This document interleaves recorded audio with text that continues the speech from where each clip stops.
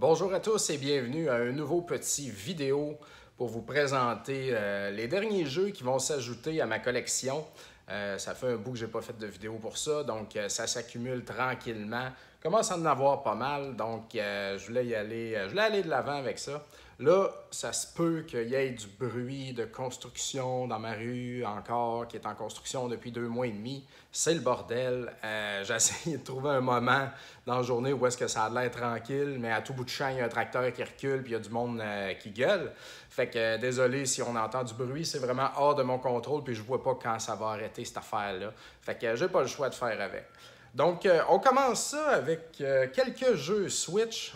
Bien sûr, ceux qui suivent ma page ont vu que je joue pas mal à Dead Cells ces temps-ci. J'ai même fait un setup de pauvre par rapport à ça. Et puis, écoute, je capote bien raide là-dessus. Ceux qui me connaissent m'ont déjà entendu me plaindre des roguelikes. Et puis ça, c'est totalement un roguelike. Cependant, j'haïs pas les roguelikes quand c'est fait comme il faut, puis que le rogue sert vraiment le but du jeu. Là, t'sais. Ce que j'aime pas, c'est quand il n'y a pas de récompense, ou très, très, très, très peu, ce qui encourage zéro là, le jeu. Tu meurs tout le temps, fait que t'es toujours insatisfait. Puis moi, j'ai pas genre 50 heures à mettre là, pour aller chercher des petites parcelles de finalement devenir avoir du fun dans le jeu. Faut que ça paye un petit peu quand même. Puis j'aime pas quand des jeux prennent du rogue juste pour mélanger leur niveau, là, genre, tu sais, fais une histoire là, complète avec les niveaux que tu suis, ou fais un rogue que tu recommences tout le temps, mais que tu meurs, mais que ça paye, tu sais, mais pas comme un mauvais mélange des deux. Or, celui-là, c'est totalement un rogue, et puis ça me fait beaucoup penser à Rogue Legacy, que j'avais trippé bien raide en jouant sur la Vita.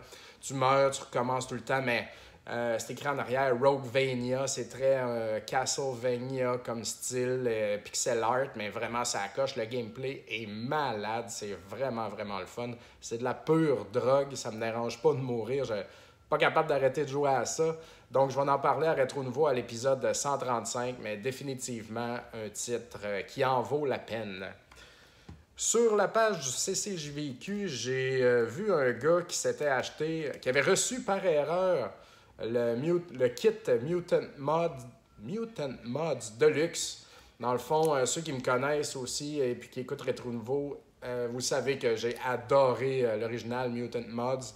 C'est un jeu que j'ai trippé bien raide à l'origine sur la 3DS quand c'est sorti. Et puis c'est ça, le gars il a reçu ça par accident, c'est pas le jeu qu'il voulait. Ça vient de Super Rare, qui est une compagnie un peu comme Limited Run, qui font des jeux physiques de façon indépendante, dans le fond. PAL, par exemple, donc européen, vous voyez ça ici. J'aime moins ça, personnellement. Moi, dans ma collection, c'est des jeux US où les imports que j'ai, c'est des jeux japonais, puis j'en ai pas des masses. C'est pour des jeux précis. Sinon, j'aime que mes jeux soient tout NTSC, tout US. Cependant, j'étais prêt à faire une exception pour Mutant Mods parce que j'adore ça. Et puis, j'adore ma collection de jeux Switch. Et puis ça comprend 3 jeux, donc c'est la totale. Bien content, je suis allé chercher ça chez le dude hier. Et puis, j'aime pas du tout, par contre, la pochette. J'aurais aimé mieux qu'ils mettent le bonhomme en pixels, tu sais, sur le dessus, là, comme on est habitué au lieu de faire une espèce de mauvais dessin, là, je sais pas quoi, là, vraiment, vraiment whack, là, je trouve ça dégueulasse. Mais bon, je l'ai, c'est neuf, c'est clean, et puis ça s'en va sur mes tablettes, puis je vais le finir tout ça éventuellement. C'est très difficile comme jeu, bien sûr, c'est un très bon platformer, très bien fait. Donc, belle acquisition. Et puis, il y a plusieurs mois, nos amis de Tribute Games ont annoncé que Limited Run allait faire des copies physiques de leurs jeux Mercenary Kings et Flint Hook. Donc, moi, j'ai précommandé ça comme beaucoup de monde. J'ai pas précommandé le collector parce que ça venait avec un case puis un beau gros kit, mais ça coûtait pas mal cher, personnellement, là, je trouve. Fait que j'aimais mieux avoir une copie de chaque. Je trouve ça bien suffisant. Ça va aller comme ça sur ma tablette ici en arrière et puis ça va être bien propre. Donc, j'ai déjà commencé à jouer beaucoup à Mercenary Kings, par contre, au cours des derniers mois. C'est excellent, j'adore ça. Flint Hook, toujours pas essayé encore parce que c'était pas disponible Switch. Puis là, quand c'est devenu disponible Switch, ben, j'avais commandé ma copie physique. Fait que là, je vais pouvoir commencer à jouer comme il faut. J'avais juste joué aux démos dans les locaux de Tribute il y a super longtemps, là, tu sais. Donc, ben content. Allez vous commander ça. C'est du stock fait au Québec et puis c'est du stock de grande qualité. Encouragez Tribute Games. En allant faire Je suis sous, fait que je review avec mon ami Éric Hébert, épisode dans lequel j'ai fini sous et en chest. Allez voir la page Facebook. J'ai arrêté dans un petit pawn shop de la rue Ontario. Et puis, j'ai trouvé une petite cassette de baseball pour l'Atari 2600. C'est drôle parce que ce jeu, vous voyez ici en haut, c'est écrit Sears Telegames. C'est la variation label, dans le fond, de Sears Telegames. Et puis, j'aime bien collectionner la série Label de Sears parce que la série, Picture, avec un dessin. Là. Parce que la série aussi, juste avec un chiffre dessus, ça vaut vraiment rien, ces jeux-là, puis c'est lettres, là, puis j'aime pas ça. Je les ramasse quand c'est 50 cents une pièce, là. Mais cette série-là, ce qu'elle a de le fun, celle que c'est écrit Sears, mais qui a un dessin ici, c'est qu'il y a des jeux uniques à cette série-là aussi. Alors, je l'avance tranquillement, puis quand je vois un jeu passer, je l'achète. Fait que je payais ça genre 5$, qui est quand même cher, mais bon, c'est correct, là. C'est drôle parce que ce jeu-là, comme je disais, il dormait dans ce pawn shop-là depuis super longtemps, puis j'avais jamais pris le temps de checker mes listings si je l'avais ou pas, puis je l'avais pas. Donc voilà, ça augurait bien une très belle soirée, bien arrosée. Je veux remercier Kevin Boily, qui m'a hooké up avec un Shinobi Légion au Sega Saturn. Ben, ce qui s'est passé, c'est qu'il y a quelqu'un qui a annoncé sur la page CCJVQ qu'il y a une collection qui s'était faite vendre à un pawn shop de la Rive-Sud dont j'ai oublié le nom.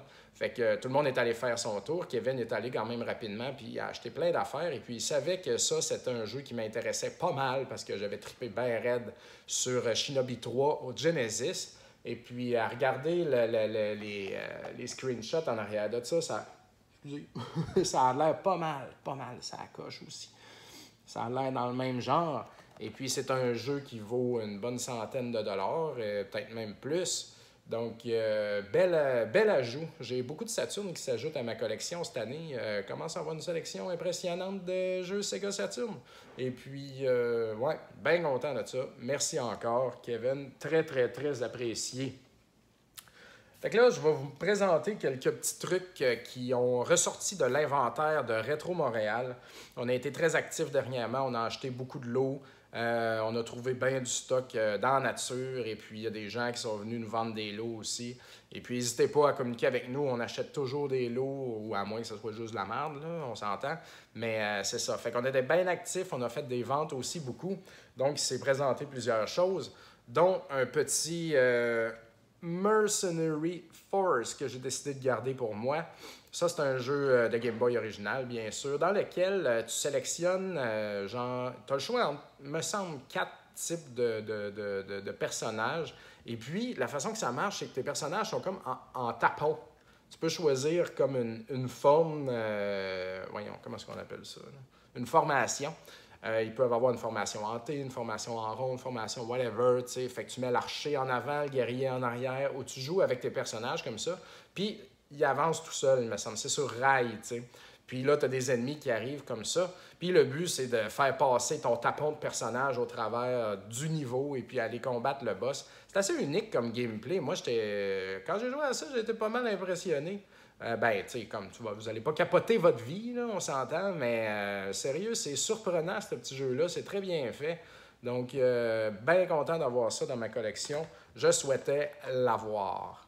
J'ai décidé de garder de notre inventaire aussi Gungrave au PlayStation 2. Parce que, ben écoute, un gars qui se promène avec un cercueil dans lequel sont rangés tous ces gros fusils puis qui tire tout le monde, ça a quand même de la gueule. C'est un jeu qui avait une valeur qui vaut à peu près 30$, me semble. Me semble qu'on l'affichait à 30$. Puis ça vaut ça. En fait, c'est dans des beaux petits gems de PS2, ça. Je me suis pas renseigné, mais je crois que c'est aussi un manga. En tout cas, à voir les dessins, là, c'est très manga-esque. Donc, je sais pas quand je vais prendre le temps de jouer à ça. Ça a l'air de faire très Devil May Cry là, au niveau du gameplay, aussi Bayonetta. Donc, écoute, un très bel ajout qui va dans ma collection. Ça va faire beau sur la tablette. On verra bien. Il est arrivé quelque chose de drôle aussi dans un lot. On a trouvé un petit toutou comme ça.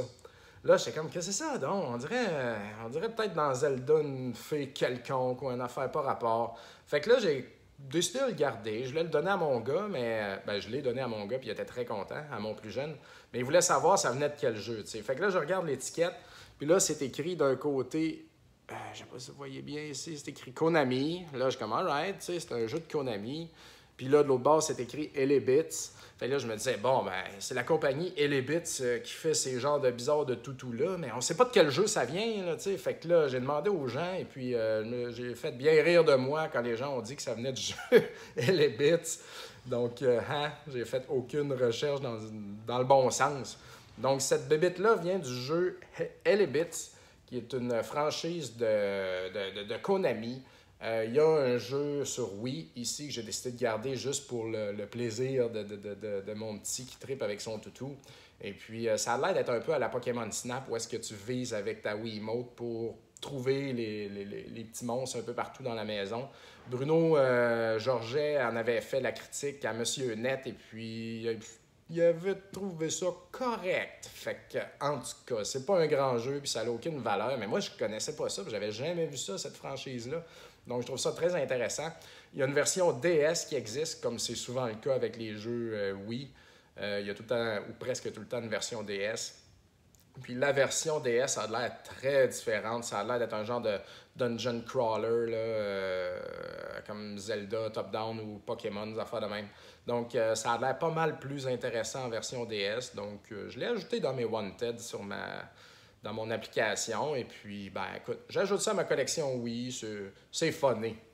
Et puis, pour finir, j'avais dit à Fred, mon collègue de Rétro Montréal, si jamais tu trouves le jeu Ocean Commander là, sur Wii, je le veux vraiment, là, parce que c'est un genre de shmup sous-marin.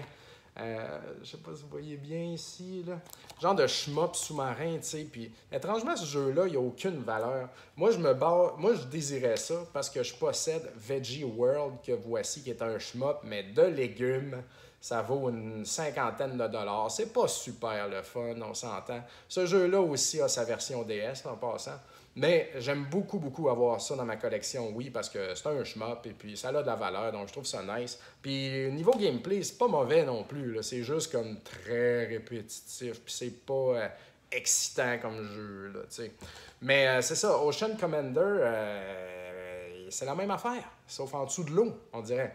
Fait qu'en tout cas, c'est de la façon qu'on me l'a vendu. Donc là, je désirais absolument avoir ce jeu-là sur Wii. Étrangement, de la minute que j'ai dit ça à Fred, le lendemain, il l'a trouvé dans une vente de garage. Moi, je n'ai jamais vu nulle part.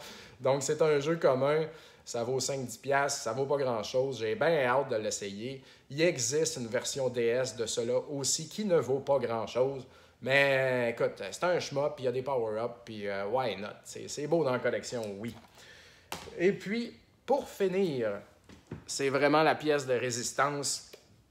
Vous avez vu au cours, ceux qui suivent mes affaires ont vu que j'essayais de vendre un Flintstones Surprise at Dinosaur Peak, qui est genre, après Stadium Events, le deuxième jeu de NES qui a la plus grande valeur, qui vaut environ entre 800 et 1000, dépendamment de l'état.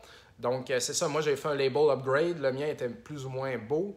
Et puis, j'en ai trouvé un autre magnifique. Et puis, j'ai upgradé ma copie. Donc là, j'en avais un à vendre. Et puis, je ne l'ai pas vendu. Ça ne vendait pas. J'ai baissé le prix, puis tout. Puis, le monde était frileux. Fait qu'il y a Monsieur Samuel Lapointe de la boutique Spoutnik à Alma qui a vu mon post passer puis qui m'a écrit. Puis il a dit, écoute, moi, ton Flintstones m'intéresse, puis je t'échangerais un Hagané au Super NES pour cela. Fait qu'au début, j'étais pas sûr. Je me disais, mon Flintstones, il me semble qu'il vaut plus, tu sais, parce que il évaluait son Hagané à 850. Mon Flintstones, moi, je le mettais au plus autour de 900, puis je trouvais que peut-être Hagané, ça valait moins que ça. Fait que dans ma tête, il y avait un différentiel de 100$ qui marchait plus ou moins.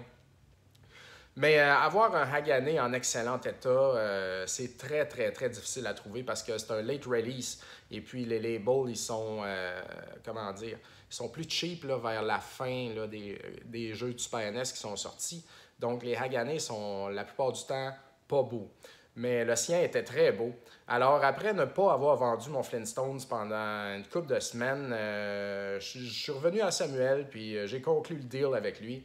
Fait que voici le Hagane, pas Magané, qui vient de Samuel Lapointe de la boutique Spoutnik à Alma. Donc là, je sais pas, là, je pense pas que mon appareil va être capable de faire un focus parfait. Ici, il y a une petite micro-chose, là, ça paraît même pas, c'est rien du tout.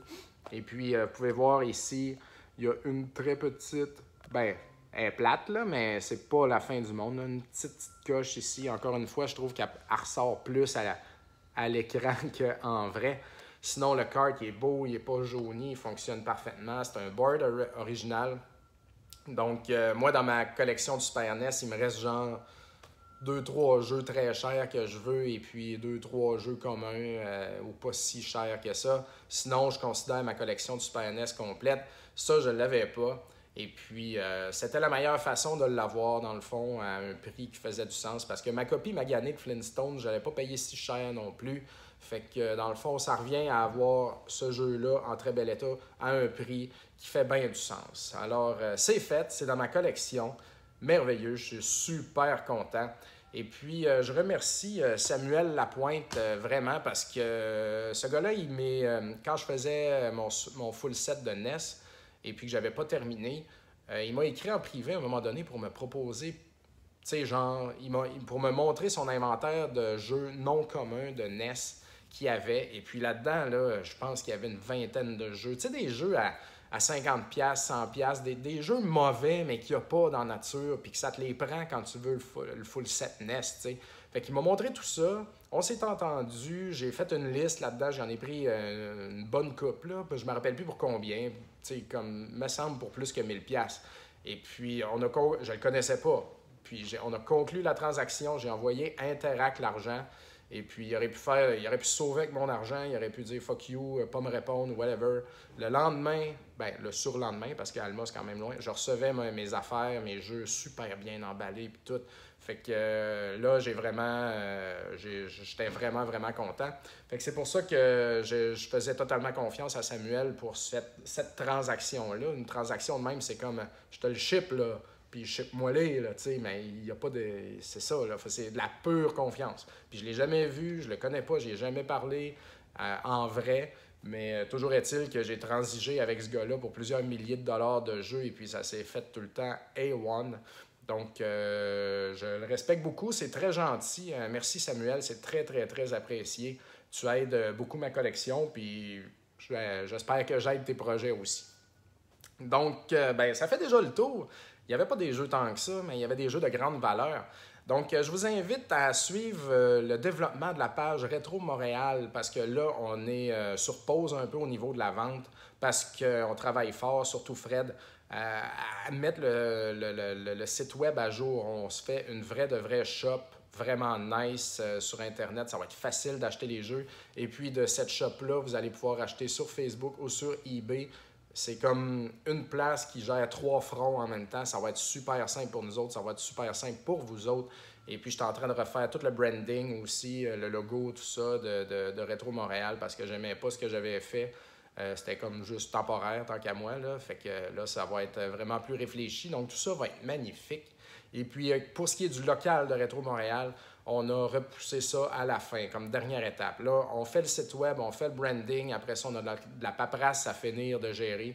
Puis après ça, on va se trouver un local. Donc, ça s'en vient. Beaucoup de choses qui arrivent. Entre-temps, soyez des nôtres le 6 octobre chez Arcade Montréal. Samedi après-midi, j'organise une grande vente de jeux. Rétro Montréal va être là avec beaucoup d'inventaire et nos chumés aussi vont être là. Donc, c'est tout le temps là, super le fun d'acheter des jeux, boire de la bière, jaser. Là, c'est une très belle journée. Et puis, suivez Rétro Nouveau, épisode 135, nouveau studio, nouveau départ. On ne change pas la formule, là, mais c'est juste comme une mise à jour un peu du show, un petit step de plus. C'est très, très nice. J'ai bien hâte là, que ça recommence tout ça.